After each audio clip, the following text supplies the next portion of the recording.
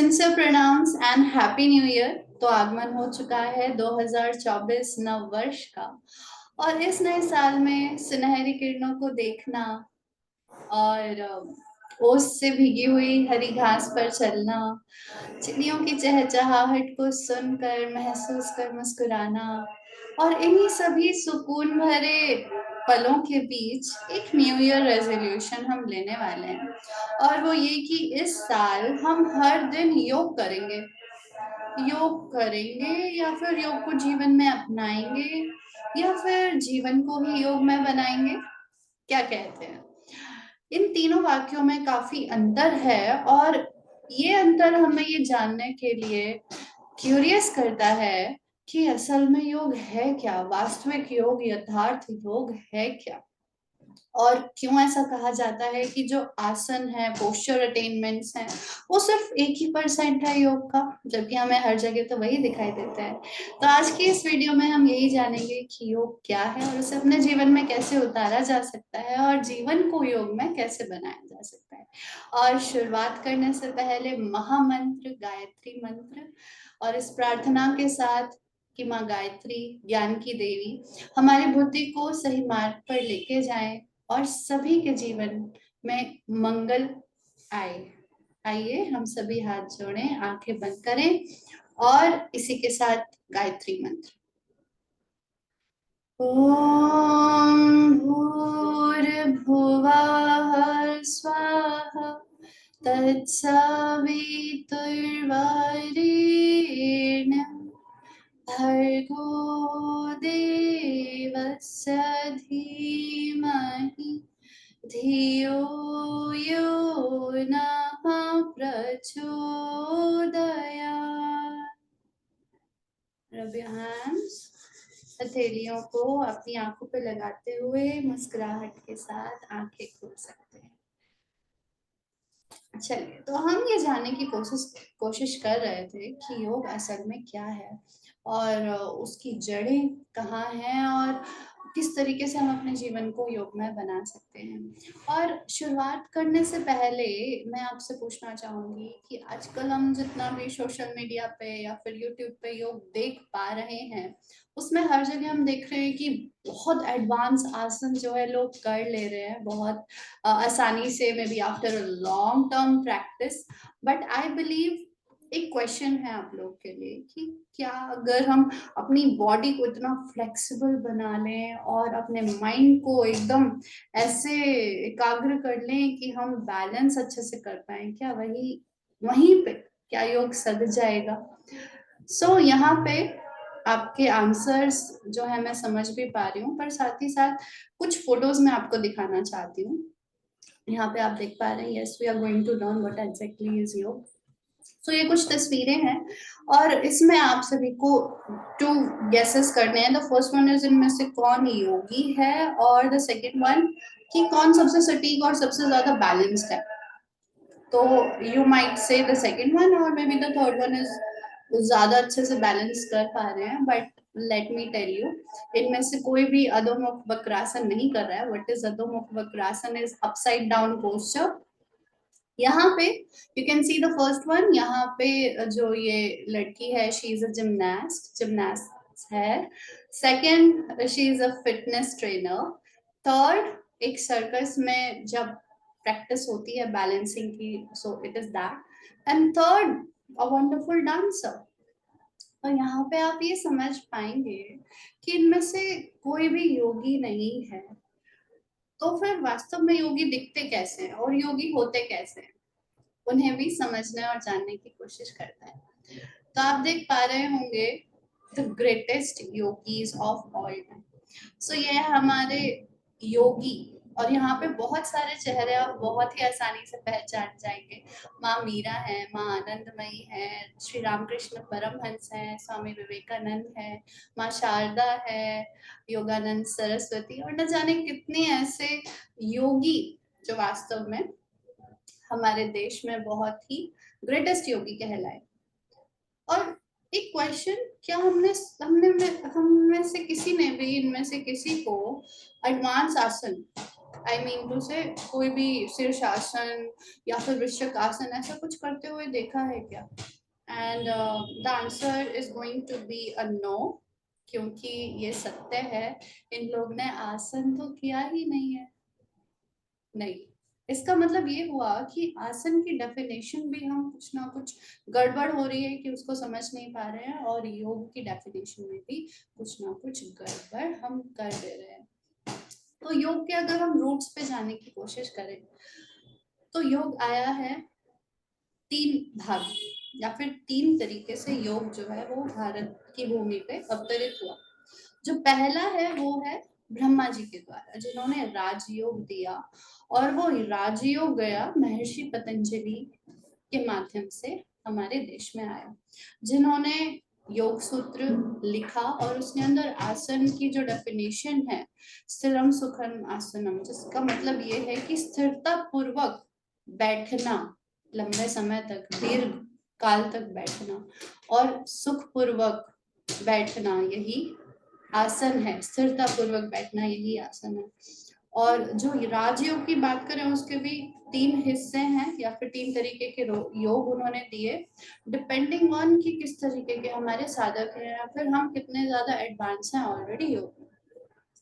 पहला उन्होंने दिया समाधि योग, उन साधकों के लिए या उनके लिए जो ऑलरेडी उस लेवल तक पहुंचे हुए हैं, जिनका मन एकाग्र है और अभी सिर्फ अभ्यास और वैराग्य की जरूरत है समाधि प्राप्त करने के लिए। समाधि सेल्फ एक्चुअलाइजेशन भी कहा जा सकता है, या फिर एक ऐसी स्थिति जिसे हम व्यक्तित्व का उच्चतम आयाम भी कह सकते हैं। दूसरा जो उन्होंने दिया वो क्रिया योग दिया, जिसके अंदर तप, स्वाध्याय और ईश्वर प्रणिधान है, और इन तीनों के माध्यम से हम किस तरीके से अपने जीवन को योग में बना सकते हैं। और जो तीसरा है वो है अष्टांग योग, 8 अंग का योग, जिसके अंदर यम, नियम, आसन, प्राणायाम, प्रत्याहार, धारणा, ध्यान, समाधि, जिसको डिटेल में हम कभी और समझेंगे, और उसको अगर हम अपनाना चाहते हैं तो उसको बहुत डिटेल में हम समझेंगे भी, जानेंगे भी, और किस तरीके से वो प्रैक्टिकली पॉसिबल है वो भी समझेंगे। ये हो गई फर्स्ट फ्लो, जिसके अंदर आता है हमारा राजयोग। सेकंड जो दिया है वो विष्णु जी के माध्यम से आया है, और हमारे योगेश्वर कृष्ण ने, श्री कृष्ण ने जो है गीता के माध्यम से योग को हम तक पहुंचाया है। और उन्होंने भी अपनी भगवत गीता में जो है 3 योग बताए हैं, कर्म योग, ज्ञान योग और भक्ति योग। और कर्म योग, ज्ञान योग, भक्ति योग जो हम समझते हैं कि सिर्फ भक्ति योग कीर्तन भजन करना, ऐसा कुछ नहीं है। कर्म योग जिसके अंदर निष्काम कर्म बहुत ज्यादा जरूरी है। और तीसरा जो है कि ज्ञान योग, तो उस अज्ञान को दूर करने का एक रास्ता है जिस पे चलना हम सभी के लिए तब सुलभ होगा जब हम समर्पण करें, और इतना ज्यादा अभ्यास और इतना ज्यादा संकल्प शक्ति अपने भीतर रखें, तभी हम उसके लिए आगे बढ़ सकते हैं। तीसरा योग जो कि बहुत कॉमन है और मैक्सिमम लोग अपनाते हैं, वो शिव जी के माध्यम से आया है। तो शिव जिन्हें हम कहते हैं कि योग के गुरु हैं, या फिर अक्सर हम कहते हैं राज, योग राज जिन्हें हम कहते हैं, तो शिव जी के माध्यम से हठ योग आया है। और उसमें भी गोरक्षनाथ हैं और अन्य लोग हैं, योगी हैं, जिन्होंने एक हठ के माध्यम से, या फिर यूं कहें कि पर्टिकुलरली अगर हम आसन भी कर रहे हैं या फिर किस तरीके से हम संकल्प शक्ति के माध्यम से हठ योग को अपने जीवन में अपनाते हैं, तो ये 3 हैं योग के प्रकार, या फिर ये कहें कि योग के जो ओरिजिन है, जो जड़ें हैं, वो काफी डिफरेंट है। और आजकल हमें क्या देखने को मिलता है? हमें देखने को मिलता है बस एडवांस पोस्चर्स, बैलेंसिंग, और शरीर को और ज्यादा फ्लेक्सिबल बनाना, या फिर जो आजकल फेमस होता जा रहा है कहीं बियर योगा, बियर पियो योगा करो, और बैलेंसिंग वाटर में, और ना जाने क्या क्या, जो कि योग का जाहिर सी बात है एक विकृत स्वरूप है। और अगर हम इस समय योग के सही स्वरूप को नहीं समझेंगे, नहीं जानेंगे, तो हो सकता है आज से 20-50 साल बाद हमारी जो आने वाली पीढ़ियां हैं वो योग का यही विकृत स्वरूप को सही समझें और सही योग को आगे ना ले जा पाए। तो ये बहुत जरूरी है कि हम वास्तविक योग को समझें। योग तब घटित होता है हमारे जीवन में जब हमारी आसक्ति, हमारा अहंकार, हमारा तीन, खास करके अगर हम कहें कर्म, वचन, व्यवहार, जब इन सभी में सुधार आता है तब योग की शुरुआत होती है। योग कुछ करने की चीज नहीं है, योग जीने की कला है। और जीने की कला तब आती है जब हम हर क्षण को, हर पल को और इस वर्तमान को जीना सीखें। अक्सर हम कैसे रहते हैं, हम या तो अपने पास्ट में रहते हैं या फ्यूचर में रहते हैं। अगर हम अब आप सब यहाँ पे सुन भी रहे होंगे तो हो सकता है कि आपका मन है तो वो कहीं ना कहीं विचरण कर रहा है और पल भर में हमारा मन यहाँ से वहां आसानी से चला जाता है। यानी कि हम प्रेजेंट में नहीं जी रहे हैं। और महर्षि पतंजलि का जो प्रथम सूत्र है, जो पहला सूत्र है अथ योगानुशासनम, वो जो अथ से शुरू होता है, अथ का मतलब होता है नाव। अब यहाँ पे नाव के भी दो दो अर्थ निकल के आते हैं। पहला अर्थ है अब, और एक है अब शुरुआत करते हैं हम योग के अनुशासन की। तो अब यानी कि नाउ, यानी कि जिस क्षण में हमें इस बात की समझ आ गई कि योग है क्या, उसी क्षण योग का घटना शुरू हो जाता है। अपनी सांसों को महसूस करिए, अपने एग्जिस्टेंस को महसूस करिए। गहरी लंबी सांस लीजिए और फील करिए कि हम एक्चुअल में हैं कौन और हैं क्या। और एक दो कहानी के माध्यम से भी अगर मैं बताना चाहूँ तो जब अंगुलीमाल डाकू, जिन्होंने 107 ऑलरेडी खून कर चुका था, वो जब वो भगवान बुद्ध के सामने आया और क्रोध में उन्हें भी मारना चाहा और आगे नहीं बढ़ पाया, तो उन्हें लगा कि भगवान बुद्ध भाग रहे हैं और योग शक्ति से, क्योंकि वो आगे कुछ कर नहीं पा रहा था, तो उसने कहा भगवान बुद्ध को कि रुक जा, कहाँ भागता है। तब भगवान बुद्ध ने कहा कि मैं तो कब का थम गया हूँ, कब का स्थिर हो गया हूँ, भाग तो तू रहा है। यानी कि योग का अर्थ स्थिरता से शुरू होता है।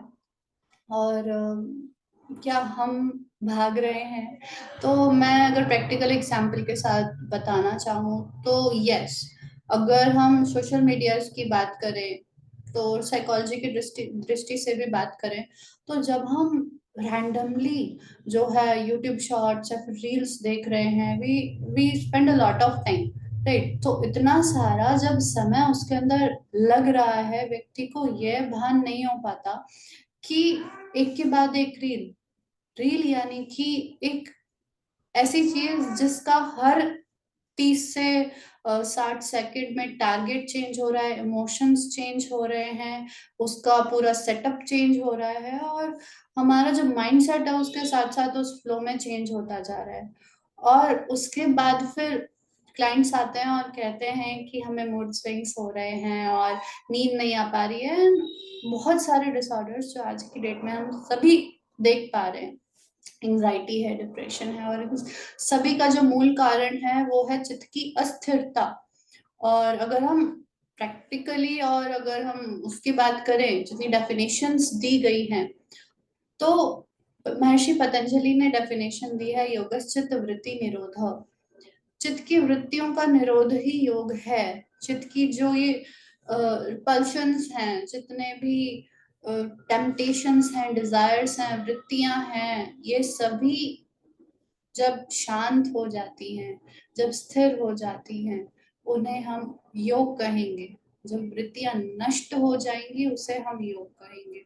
और इसका जो तरीका है, ऐसा नहीं है कि कलयुग में ये पॉसिबल नहीं है या फिर बहुत मुश्किल है। हाँ, हमारे आसपास बहुत सारी चीजें हैं, बहुत सारे स्टिमुलस हैं जो हमें बार बार जो है परेशान कर देते हैं, जिसमें हम रिएक्ट करने पे मजबूर हो जाते हैं।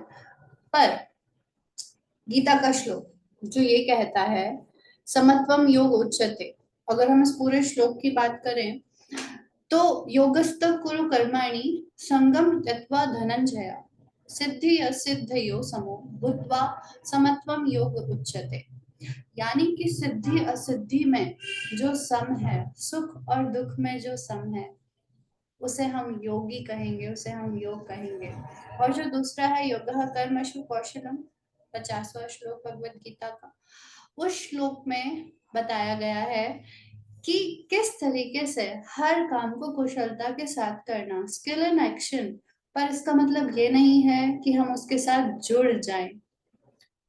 हर एक कर्म का एक अच्छा परिणाम होता है और एक बुरा परिणाम होता है, पर योग तब सिद्ध होता है जब हमारा अटैचमेंट परिणाम के साथ हो ही ना, हमारा कर्म निष्काम हो, वहां पे योग घटित होता है।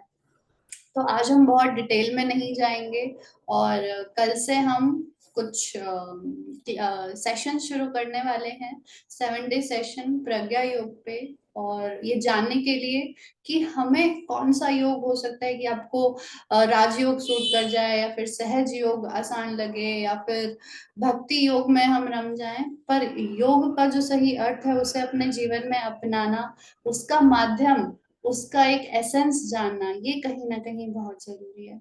तो आप सभी के जो भी प्रश्न हैं वो आप नीचे कमेंट सेक्शन में पूछ सकते हैं, और साथ ही साथ डिस्क्रिप्शन बॉक्स में आपके लिए जो ये क्लासेस हैं, ऑब्वियसली न्यू ईयर पे the sessions are going to be free, क्योंकि हो सकता है ये साधन हमारा पूरा जीवन बदल दे।